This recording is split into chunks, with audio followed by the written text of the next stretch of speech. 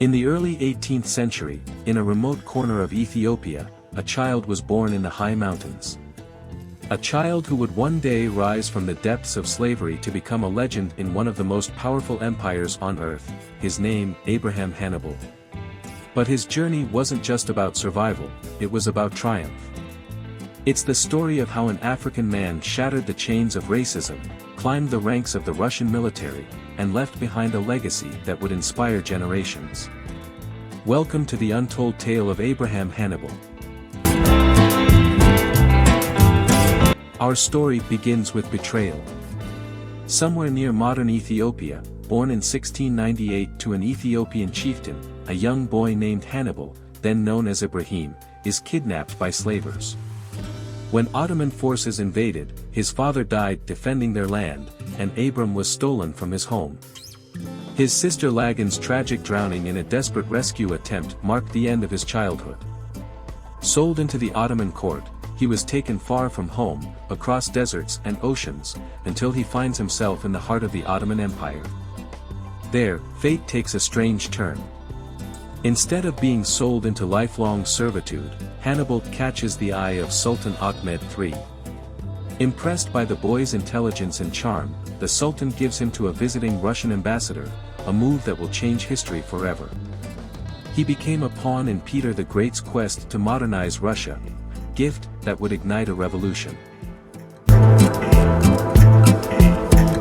When Hannibal arrives in Russia, he meets none other than Peter the Great, the visionary Tsar determined to modernize his empire. Recognizing Hannibal's potential, Peter adopts him as his godson and names him Abraham Petrovich Hannibal. For Peter, Hannibal isn't just another servant, he's a symbol of progress, a reminder that talent knows no boundaries. And so begins Hannibal's education, mathematics, engineering, artillery, the tools needed to build a new Russia. In 1717 Peter sent Hannibal to France for advanced training to master mathematics, engineering, and warfare. There, he devoured knowledge, his mind sharpened by the Enlightenment's radical ideas. But theory wasn't enough. Abram joined the French army in 1718, enrolling at the prestigious Artillery Academy in La Fère. Here, he learned to build fortresses and command troops, skills that would make him indispensable. In Paris, Abram moved among giants. Voltaire hailed him as a dark star, while Montesquieu debated politics with him. Though some dispute these friendships, what's clear is this: Hannibal wasn't just a soldier, he was a thinker. His brilliance challenged Europe's assumptions about race and intellect. War tested him. During the War of the Quadruple Alliance, Abram fought Spanish forces in the Fuenterrabia. A brutal head injury left him bleeding on the battlefield. Captured by Spanish troops, he spent months in captivity, until his release in 1722. Unbroken, he returned to Metz, determined to finish his studies. So when Hannibal returns to Russia, things aren't as welcoming as they once were. After Peter the Great dies, the political winds shift.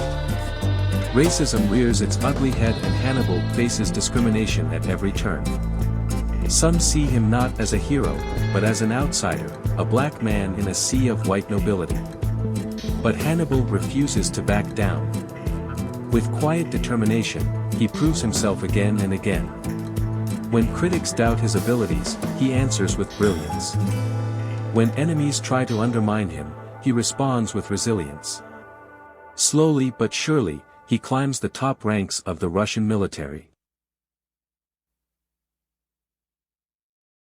Hannibal becomes a master engineer, constructing fortifications that protect Russia's borders. He tutored Peter's elite guards in mathematics, turning war into science.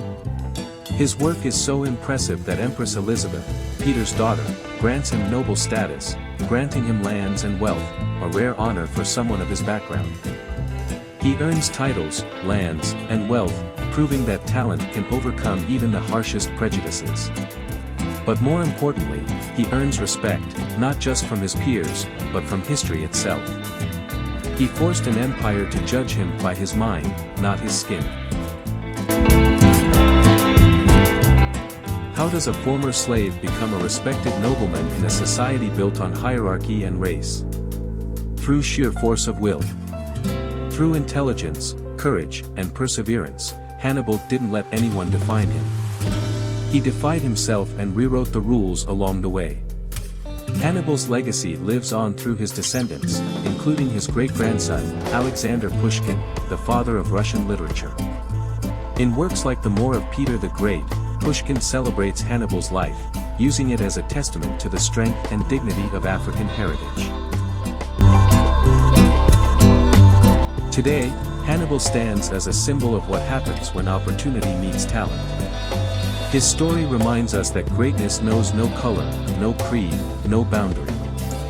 From the shores of Africa to the icy plains of Russia, Hannibal defied expectations and changed history.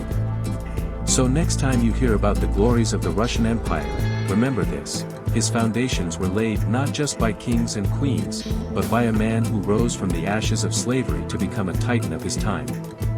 This is the story of Abraham Hannibal, a true conqueror of destiny. Thank you for watching. If you enjoyed this video, don't forget to like, subscribe, and share. Let's keep sharing stories that need to be told.